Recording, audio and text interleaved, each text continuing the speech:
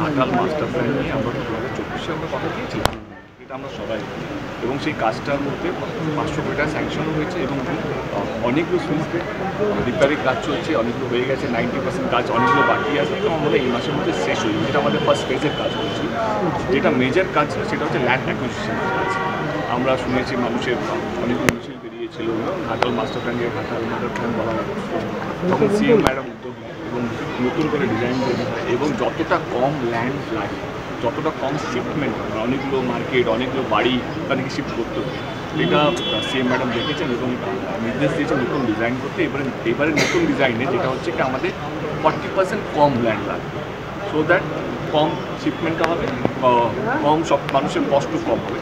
তো তার উপরে আমার মনে হয় ডিজাইনটার কাজ চলছে, আমরা তাড়াতাড়ি তুলনায় 40% কম, 40% ল্যান্ড কম লাগবে।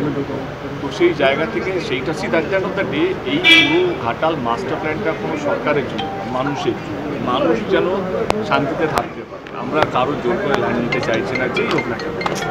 যেইভাবে মানুষকে বোঝানো হচ্ছে আমরা কোনো জিনিস জোর করে করতে চাই না, যেটা সিএমের পুরোপুরি নির্দেশ। তো সিএমেরই নির্দেশে ডিজাইন তৈরি হচ্ছে, আমার মনে হয় 1 মাস 2 মাসের মধ্যে ডিজাইন রেডি হয়ে যাবে, তারপরে অ্যাপ্রুভেলে যাবে, তারপরে ডিপিআর তৈরি হবে, যেটা প্রসেস।